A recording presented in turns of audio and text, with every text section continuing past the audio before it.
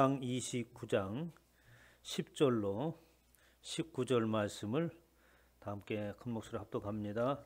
다윗이 온 회중 앞에서 여호와를 송축하여 이르되 우리 조상 이스라엘의 하나님 여호와여, 주는 영원부터 영원까지 송축을 받으시옵소서.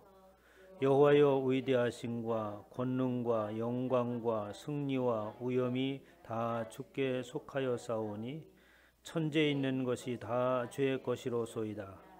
여호와여, 주권도 주께 속하여 싸우니 주는 높으사 만물의 머리이심이니이다. 부와 기가 주께로 말미암고 또 주는 만물의 주제가 되사 손에 권세와 능력이 있사오니 모든 사람을 크게 하심과 강하게 하심이 주의 손에 있나이다. 우리 하나님이여, 이제 우리가 주께 감사하오며 주의 영화로운 이름을 찬양하나이다. 나와 내 백성이 무엇이기에 이처럼 즐거운 마음으로 드릴 힘이 있었나이까? 모든 것이 주께로 말미암아 싸우니 우리가 주의 손에서 받은 것으로 주께 드렸을 뿐이니이다. 우리는 우리 조상들과 같이 주님 앞에서 이방 나그네와 거루민들이라. 세상에 있는 날이 그림자 같아서 희망이 없었나이다. 우리 하나님 여호와여, 우리가 주의 거룩한 이름을 위하여 성전을 건축하려고 미리 저축한 이 모든 물건이 다 주의 손에 왔사오니 다 주의 것이니이다. 나의 하나님이여, 주께서 마음을 감찰하시고 정직을 기뻐하시는 줄을 내가 아나이다. 내가 정직한 마음으로 이 모든 것을 줄결이 들어싸우며 이제 내가 또 여기 있는 주의 백성들이 주께 재원하여 드리는 것을 보니 심히 기쁘도소이다. 우리 주상들 아브라함과 이삭과 이스라엘의 하나님 여호와여, 주께서 이것을 주의 백성의 심중에 영원히 두어 생각하게 하시고 그의 마음을 준비하여 주께로 돌아오게 하시오며 또 내 아들 솔로몬에게 정성된 마음을 주사 주의 계명과 권명과 율례를 지켜 이 모든 일을 행하게 하시고 내가 위하여 준비한 곳으로 성전을 건축하게 하옵소서 하였더라. 아멘. 할렐루야. 시간에 하나님께서 저와 여러분에게 주시는 말씀은 역대상 29장 10절로 19절 말씀으로 주의 영화로운 이름을 찬양하라 라는 제목으로 하나님의 말씀을 선포하도록 하겠습니다. 역대상하는 다윗의 이야기에서부터 시작해서 고레스 충령으로 인해서 이스라엘 백성들이 귀환하는 얘기까지 기록되어져 있는 내용입니다. 이스라엘 백성들이 큰 환난을 당하죠. 그런데 그 환난이라고 하는 것은 있을 수 없는 일이었어요. 왜냐하면 하나님의 나라인 이스라엘, 또 우주 만물의 창조자가 되시는 그 하나님이 주장하시고 이끄시는 이 나라가 멸망을 하게 되고 그리고 포로로 잡혀갑니다. 그래서 귀환했으나 귀환하고 보니 나라는 폐허가 되어지고 그리고 희망이 저 보이지 아니하고 또 외적으로는 또 내적으로 외적으로 내적으로 모든 면에서 아주 엄청난 고난을 겪는 그런 상황 가운데 놓여져 있습니다. 이런 가운데서 하나님께서 아브라함 우리 조상을 통하여서 주신 그 언약의 말씀은 지금도 유효한가?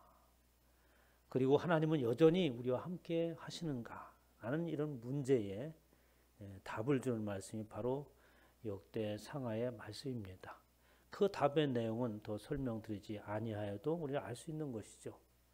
그러나 우리의 상황이 어떻게 변하든지 하나님은 주권적인 하나님의 섭리 가운데 일하시고 그리고 언약의 말씀은 영원토록 변하지 아니하시고 그리고 또한 그 하나님은 우리가 여전히 함께 하시는 하나님이다라는 말을 다윗의 이제 역대상이 시작되면서 사울이 죽고 다윗 왕이 세워지면서 하나님께서 다윗 왕에게 그리고 이스라엘 왕들에게 어떻게 역사를 하셨고 또 우리는 어떻게 해서 포로로 잡혀가게 되었고 오늘날에 이르렀는가라는 이야기를 쭉 하면서 하나님의 언약은 변함이 없으나 우리는 하나님을 거역하고 그리고 불신 가운데 하나님과 관계는 더욱더 멀어진 상황 속에서 우리가 회복되지 아니하면 우리는 회복할 수 없다라는 말씀을 계속하고 있고, 그런 하나님 여전히 다윗을 통해서 약속하시고 그 솔로몬을 통하여서 성전을 건축함으로 인하여서 바로 내가 너의 아버지가 되겠다 라는 하나님의 그 언약의 말씀, 바로 하나님의 아들이 되어지고 또 아름다운 땅을 상속받는 상속자가 될 것이라고 하는 확신의 말씀을 주신 내용이 바로 역대기에 있는 말씀입니다. 지난 시간에 28장 6절에 보면 내게 이르시되 내 아들 솔로몬 그가 내 성전을 건축하고 내 여러 뜰을 만들리니 이는 내가 그를 택하여 내 아들로 삼고 나는 그의 아버지가 될 것입니다. 아주 파격적인 말씀을 하시는 거죠. 바로 하나님이 솔로몬을 아들로 삼고 또 나는 그의 아버지가 될 것이다 라고 하는 이 선언은 보통 선언이 아닙니다. 하나님의 상속자라는 말이에요. 그래서 영원토록 그분과 함께 하기를 원하는 하나님의 마음이 그 속에 담겨져 있습니다. 그래서 성전을 건축한다고 하는 것은 하나님께서 임재하시는 것을 말씀하고 있죠. 그곳에서 나와 만남이 있는 그곳을 만드는 자, 그리고 그것이 되어지는 자, 바로 저와 여러분들이 하나님의 거룩한 전이 되어지고 하나님 우리 가운데 오셔서 늘 우리와 영원토록 함께 하시기를 원하시는 그 일이 마침내 실현되기를 원하셔서 성전을 건축하는 것, 다시 말하면 하나님이 임재할 수 있도록 하는 것, 하나님이 영원토록 함께함을 준비하는 것을 하나님 기뻐하시고 그것을 아들로 삼겠다는 것으로 대신 말씀해 주시는 겁니다. 그가 만일 나의 계명과 법도를 힘써 준행하기를 오늘과 같이 하면, 그러니까 하나님의 말씀과 그분의 뜻 안에서 거하면 이런 말입니다. 내가 그의 나라를 영원히 건고하게 하리라. 너희가 이 아름다운 땅을 누리고 너희 후손에게 끼쳐 영원한 기업이 되게 하리라 라고 하면서 하나님께서는 가나안 땅을 두고 말하는 것이겠지만 이스라엘 백성들이 살아가고 있는 현실을 두고 말하는 것이겠지만 영원한 하나님의 나라를 소유할 수 있는 그런 자가 된다는 언약의 말씀을 주십니다. 그러면서 이제 29장에 넘어와서 다윗이 이제 죽는 마지막에 하나님을 찬미하고 기도하는 내용이 오늘 29장에 있는 말씀이에요. 그래서 10절서부터 보면 다윗의 기도가 시작이 됩니다. 그런데 그 기도를 시작할 때 먼저 무엇을 하느냐 하면 10절에 보면 다윗이 온 회중 앞에서 여호와를 송축하이르되 우리 조상 이스라엘 하나님 여호와여 주는 영원부터 영원까지 송축을 받으시옵소서, 찬양을 받으시옵소서라고 다윗은 말합니다. 그러면서 13절에 또다시 우리 하나님이여 이제 우리가 주께 감사하며 주의 영화로운 이름을 찬양하나이다 라고 하면서 영화로운 하나님의 이름을 찬양한다고 이렇게 다윗이 고백합니다. 그럼 다윗은 어떻게 해서 이렇게 여호와 하나님의 이름을 송축하며 여호와 하나님의 이름을 찬양한다고 하는 것일까요? 그것은 이스라엘 백성들이 지금 앞에 놓여져 있는 이 어려운 난관을 어떻게 살아갈 것인가, 이런 악전고투하는 이런 상황 속에서 우리에게 과연 하나님의 언약은 지속되어지고 하나님은 우리와 함께 하시는가 라고 하는 것을 다윗의 삶을 통해서 이미 답을 하고 있었잖아요. 하나님이 너를 왕으로 세우시고 보잘것없는 목동 가운데 있는 너를 불러서 이스라엘의 왕으로 삼으시고 모든 전쟁에 나갈 때마다 이기게 하셔서 마침내 위대한 다윗 왕으로 세워진 그 모습 속에서 하나님이 여전히 우리와 함께 하시고 하나님의 언약은 변함이 없는 것을 다윗은 그의 삶을 통하여서 경험을 한 끝에 하나님을 송축 받으시기에 합당하신 분이고 또 우리는 영원토록 그 하나님의 이름을 찬양해야 된다고 하는 것을 깨닫게 됩니다. 그러면서 이제 11절서부터 다윗이 그가 경험한 하나님에 대해서 고백을 하죠. 여호와여 위대하신과 그 권능과 영광과 승리의 위엄이 다 주께 속하여 모든 것이 다 위대함, 권능과 영광, 그 승리와 위엄, 아마 이 모든 것을 갖춘 사람이라면 완벽한 사람이겠죠. 아주 훌륭하고 또 대대로 칭송을 받을 만한 그런 사람일 겁니다. 그러나 그 모든 것은 이 땅에 존재하는 것이 아니라 바로 하나님께 속해 있었다는 것입니다. 하나님께서 세우실 때에 존귀한 자가 되어지는 것이고 하나님께서 앞서 나갈 때에 승리할 수가 있었다고 하는 다윗의 고백이에요. 이렇게 천지에 있는 모든 것이 다 주의 것입니다. 아마도 우리가 이렇게 하나님을 고백할 수 있다면 이미 우리는 승리한 자요, 이미 우리는 하나님의 나라에 속한 자입니다. 그런데 이 고백을 우리는 못하고 있어요. 입술로는 할지 모르지만 우리의 삶 가운데 모든 것이 다 주의 것이라고 하는 고백이 있다고 한다면 두려울 것도 없고 아쉬울 것도 없고 부족할 것도 없다는 이야기인 거죠. 여호와여 주권도 주께 속하여 싸우니 주는 높으사 만물의 머리가 되십니다. 모든 것의 시작이 되어지고 모든 것의 머리가 되어지고 모든 것의 우두머리가 되어지시는 분이 하나님이십니다. 그리고 그 하나님은 우리의 아버지가 되십니다. 이러한 고백이 있으시길 주님의 이름으로 축복합니다.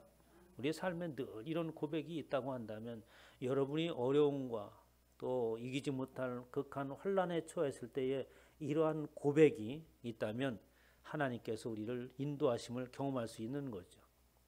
그런데 이러한 하나님을 경험함에 있어서 먼저 순서가 있는 거예요. 우리는 다윗이 정말 다윗이 하나님이 함께 하시는 것을 경험함을 통해서 그가 이런 신앙을 고백을 드릴 수 있겠구나라고 생각하는데 그럼 먼저 순서가 있는데 그것은 뭐냐면 우리가 세상의 모든 것들을 경험할 수 있는 방법들이 여러 가지가 있죠. 하나는 직접 내가 삶을 통하여서 세상을 경험해 나가고 그리고 지식을 습득해 나가는 겁니다. 그러나 또 우리의 간접적인 경험이라는 것도 있잖아요. 그 무엇을 통해서 감정적인 경험을 얻습니까? 책이라고 하는 것을 통해서 감정적인 경험을 얻습니다. 그 책 속에는 무엇이 들어있어요?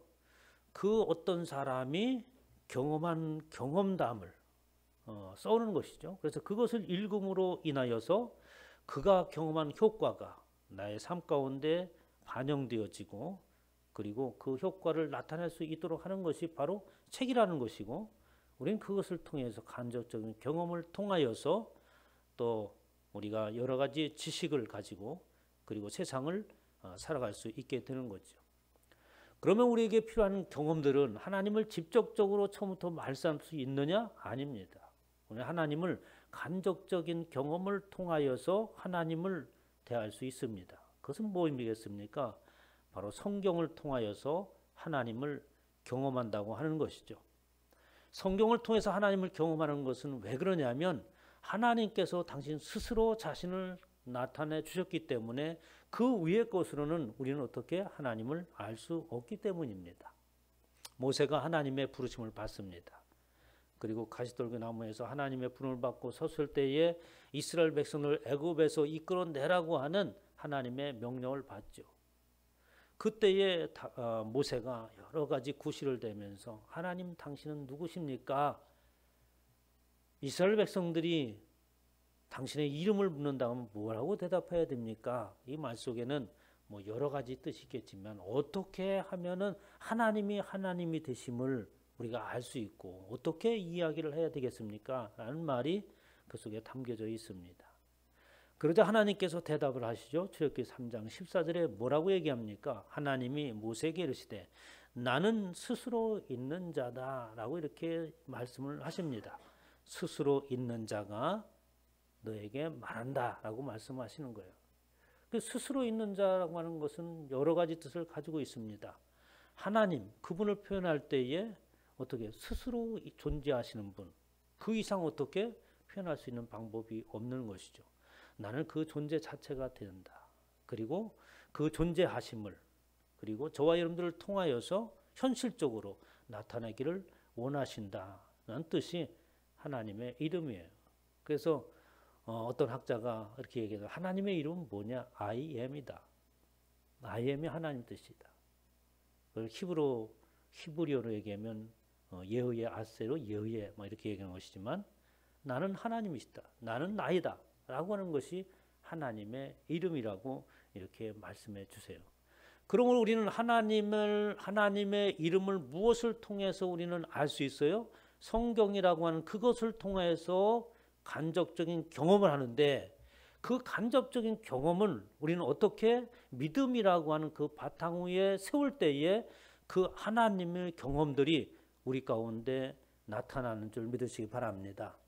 우리가 책을 읽을 때 그 사람이 경험한 모든 일들을 우리가 읽고 우리는 그것을 읽을 때에 우리는 그 이야기를 믿지 않습니까? 그 이야기가 사실이 아니고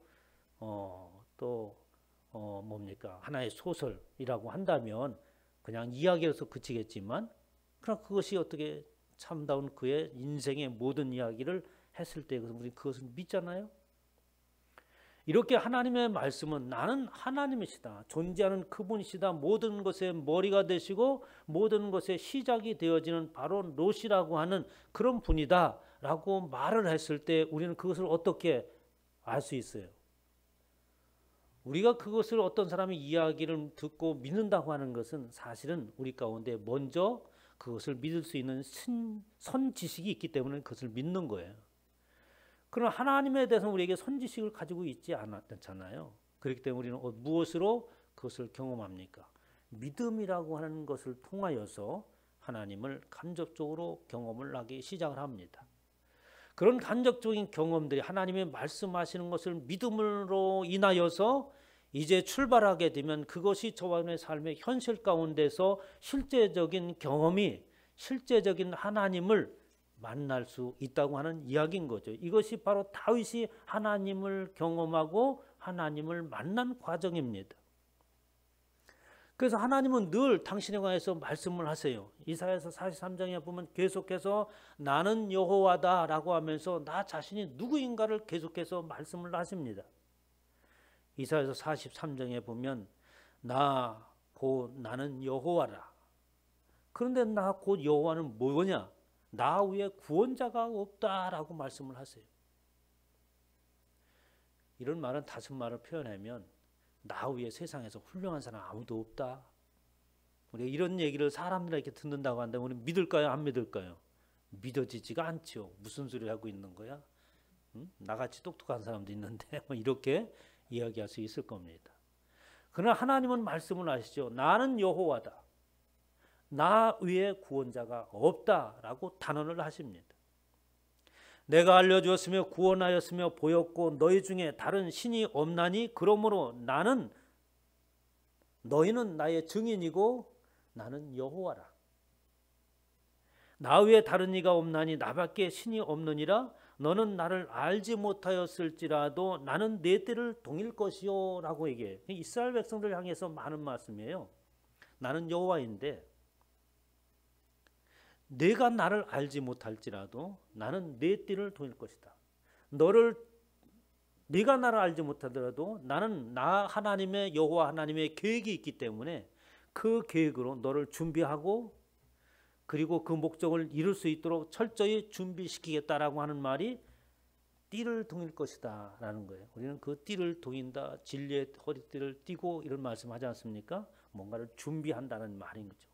이렇게 내 자신이 하나님을 알지 못할지라도 이 세상에 있는 모든 사람들이 그 여호와 하나님이 누구인지 하나님을 알지 못할지라도 여전히 하나님은 계획을 가지시고 그 일을 인간을 통해서 이루어나가고 계시다는 말씀이에요.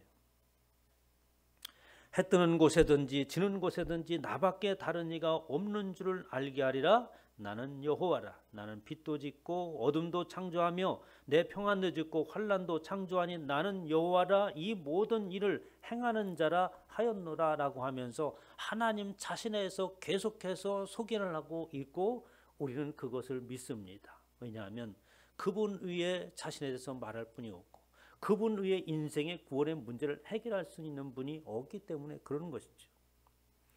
이렇게 하나님의 말씀을 통하여서 믿음을 통하 믿고 그리고 그 믿음의 삶의 현실 가운데 적용되어 나갈 때에 다윗은 때로는 하나님의 말씀을 제대로 알지 못하고 나갈 때는 실패를 하였고 하나님의 명령을 듣고 나갈 때는 승리하였고 그러면 모든 삶을 통하여서 그 하나님을 경험한 끝에 12절부터 다윗이 고백을 합니다. 12절에 보면 본 말씀, 부와 귀가 주께로 말미암고 주는 만물의 주제가 되사 손에 권세와 능력이 있사오니 모든 사람을 크게 하심과 강하게 하심이 주의 손에 있나이다. 모든 것들이 주의 손에 있다라고 하는 거예요. 아니, 모든 것이 주의 손에 있고 나의 손에 있고 내 능력에 있고 내가 행하는 그 어떤 것에 있는 것이 아니라 주의 손에 있다고 한다면 우리 앞에 놓여 있는 근심과 걱정을 가지고 우리는 전전긍긍할 필요가 없겠죠. 모든 것이 주의 손에 있습니다. 내가 원하고 이루는 그 모든 것들도 사실은 알고 보니까 주의 손에 있었다. 부와 귀가 부요함과 또 인생이 존귀하게 되는 것도 주께로 말미암고 만물의 주제가 되셔서 그의 손에 권세와 능력이 있고 사람을 크게 하심과 위대하게 하고 강하게 하는 것도 다 주의 손에 있더라. 다윗이 경험한 거예요.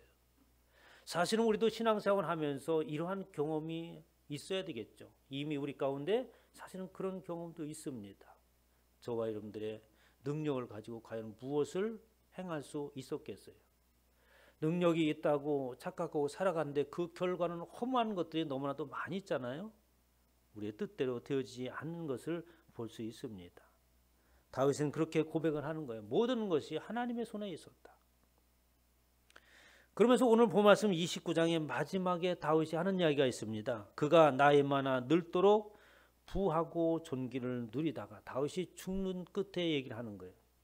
그렇게 모든 것이 부와 또 존귀함이 주께 있고 모든 것이 주의 손에 있다고 하는 것을 그런 고백하고 그렇게 믿고 나가는데 그 결과는 어떠냐? 그가 나이가 많아 늙도록 부하고 존귀를 누리다가 죽었다는 것이죠. 잠언서 3장 15절에 보면 지혜는 짐승보다 구하니 내가 사모하는 모든 것으로도 이에 비교할 수 없도다 라고 하면서 장수와 또 부귀에 관한 이야기를 할 때에 장수하고 부귀하는 그것에는 지혜가 있는 것이다. 그런데 그 지혜는 길은 즐거운 길이고 그의 지름길은 다 평강이라. 지혜로운 자의 가는 길은 즐거운 길이고 또 지름길이요 평강의 길이라고 이렇게 말을 합니다. 왜냐하면 지혜는 그 얻는 자에게 생명나무이기 때문이라는 말이죠. 그러면서 성경에 와서 그 지혜를 누구라고 합니까? 예수 그리스도가 지혜라고 말씀하십니다. 하나님은 지혜의 근본이시고 그 지혜 자체가 하나님 자체가 이 땅에 오신 것이에요. 그래서 그 지혜의 길을 걸어간다고 하는 것은 하나님의 도를 쫓아가는 것이요 예수 그리스도를 쫓아가는 것입니다. 이것이 바로 생명나무고 그 생명나무에서 생명과를 얻을 수 있게 하는 것입니다. 이렇게 다윗은 모든 지혜의 근본이신 그 하나님으로부터 지혜를 얻고 살아왔어요. 그런데 세상 사람들은 그렇지 못하고 간혹 우리도 그럴 때가 있습니다. 시편 49편 6절에 보면 자기의 재물을 의지하고 부유함을 자랑하는 자는 하나님의 지혜를 거부하고 지혜의 근본이시고 모든 것이 하나님의 손에 살렸다고 하는 것을 거부하는 자를 말합니다. 그래서 자기의 재물을 의지하죠. 왜냐하면 내가 얻은 재물이라고 생각하기 때문에 그렇습니다. 내가 쌓아놓은 권세라고 생각하고 명예라고 생각하기 때문에 그런 거예요. 그래서 그것을 자랑합니다. 우리는 그것이 얻어지면 하나님 앞에 영광을 돌리죠. 아무도 자기 형제를 구원하지 못하며 그를 위한 속전을 하나님께 바치지도 못할 것은 그들의 생명을 속량하는 값이 너무 엄청나서 영원히 마련하지 못할 것이며 그는 그가 가지고 있는 재물, 그가 자랑하고 있는 그 부요함 그리고 그가 누리고 있는 명예와 권세라고 하는 그것 아무리 많이 가지고 있어서 그의 생명을 구원하지 못한다. 왜냐하면 그 값은 너무나도 값이 엄청나기 때문에 그렇다. 내가 자랑하는 그것으로 너의 생명조차 생명 그 하나라도 구원할 수 있느냐? 없다라는 말씀인 거죠. 그런데 이런 사람들이 있다고 하는 거예요. 그가 영원히 살아서 죽음을 보지 않을 것인가? 그에게 질문하는 것이죠. 아니면 어쩌면 우리가 세상을 의지하고 세상 사람들이 쫓아가고 있는 그것을 함께 쫓아간다면 그 질문이 우리에게도 지금 하고 있는 거예요. 그가 영원히 살아서 죽음을 보지 않을 것인가? 그렇게 재물을 탐하고 쌓고 끝없이 쌓아가는 그들 가운데 그것을 쌓아서 영원토록 이 땅에서 살 것인가? 영원토록 그것을 누리려고 하는 것인가? 인간의 짧고 안개와 같으며 순간에 지나가는 그것을 알지 못하고 마치 영원토록 살아갈 것인처럼 것처럼 그렇게 하고 있는 것을 빗대어 말씀하고 있는 거죠. 그러나 그는 지혜 있는 자도 죽고 어리석고 무지한 자도 함께 망하며 그들의 재물은 남에게 남겨두고 떠나는 것을 보게 되리라. 이것은 더 이상 설명 안 해도 저와 여러분들이 늘 보고 있는 거예요. 그럼에도 불구하고 사람들은 그것을 기억하려고 하지 않습니다.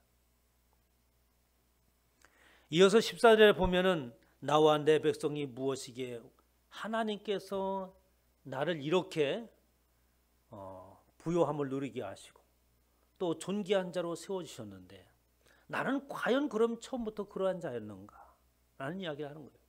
우리 이스라엘 백성들은 처음부터 하나님의 그 부요함과 존귀함을 누릴 수 있었기 때문에 하나님께서 우리를 택하시고 부르셨는가? 이런 말도 되는 거죠. 저와 여러분들 이곳에 앉아있는 건 역시 마찬가지로 나는 어떠한 존재였기 때문에 하나님이 그렇게 하신 것인가? 라고 하는 것을 돌이켜볼 때에 다윗이 이렇게 얘기하는 거예요. 나와 내 백성이 무엇이기에 이처럼 즐거운 마음으로 드릴 힘이 있었나이까? 오늘날 다윗이 성전을 건축하기 위해서 하나님 앞에 구하였지만 하나님께서 거부하셨어요. 그리고 그의 아들 솔로몬을 통하여서 성전을 건축하게 하겠다고 말씀하십니다. 다윗은 내가 건축하지 못하지만 성전을 건축할 모든 것들을 준비했다고 생각을 했죠. 그리고 엄청난 성전 건축 재물들을 모읍니다. 그리고 또한 이스라엘 백성들 역시 마찬가지로 한 마음이 되어서 성전을 건축할 수 있는 재물들을 하나님 앞에 내놓은 거죠. 그 이야기를 말하는 거예요. 우리가 과연 이렇게 즐겁고 기쁜 마음으로 드릴 그 힘이 있었는가?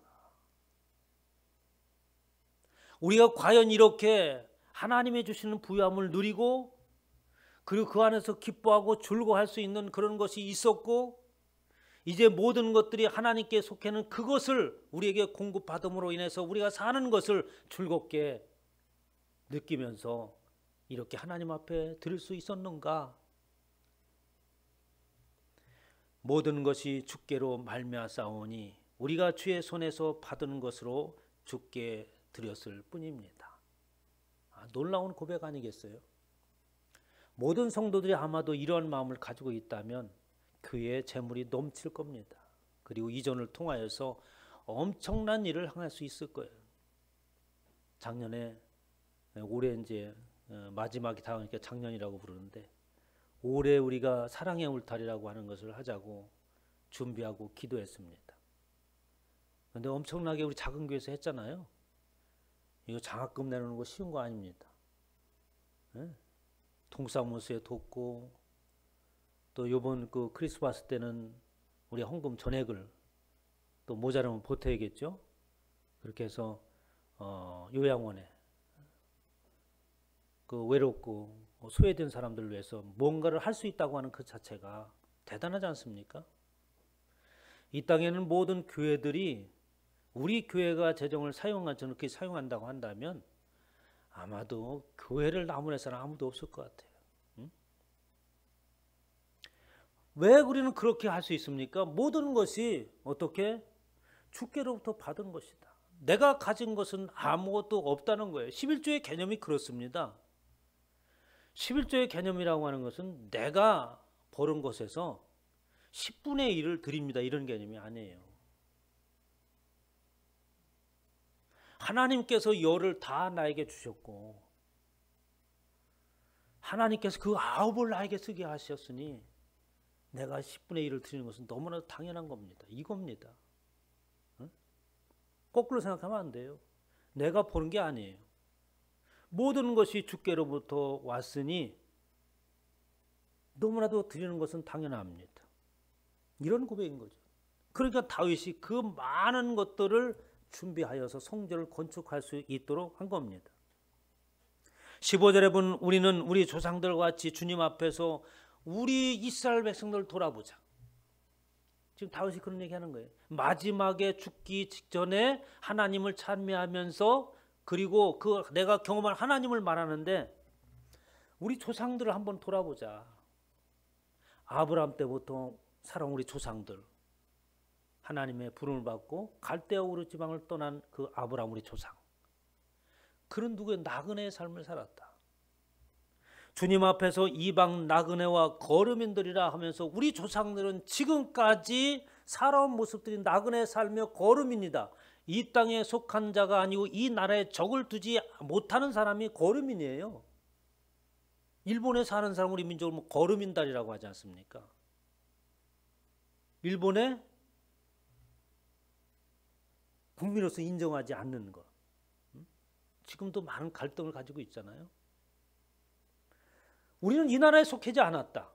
다윗이 고백하는 내용을 가만히 보면 정말 위대하다. 모든 것이 주께로부터 받은 것을 당연하게 난 돌려드립니다. 그리고 우리의 삶은 어떻게 하나님의 나라의 백성이지 이 땅에서는 이방인과 거류민입니다.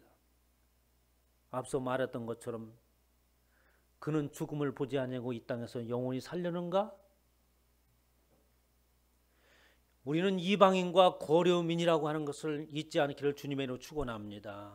이 땅에서 삶은 이방인이에요. 우리의 영원한 안식처가 될 수 없습니다.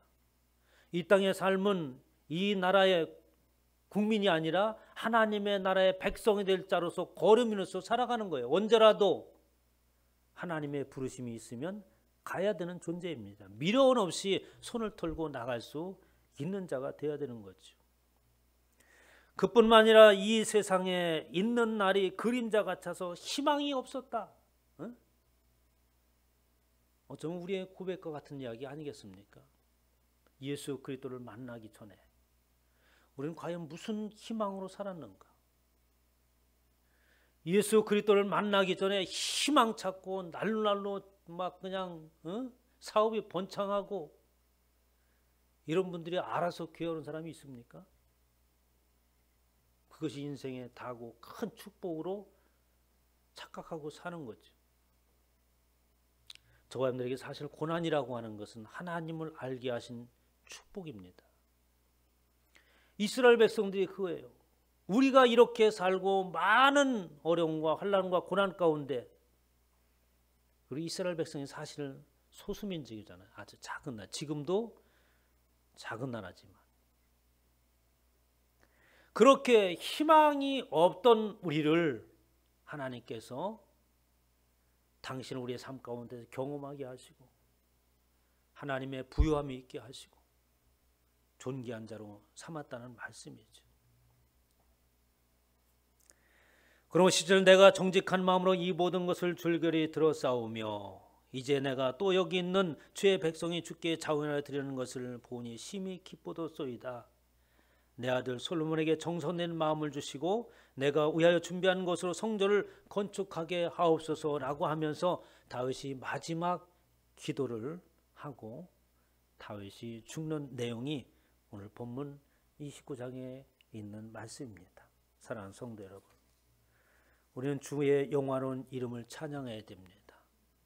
그러나 그것이 지식을 통해서 하나님을 찬양하는 것이 아니라 하나님의 말씀을 믿은 것을 통해서 간접적인 경험이 저와 여러분의 실생활에 적용되어지고 날마다 경험되어진 그 하나님을 찬양하시기를 주님의 이름으로 축원합니다.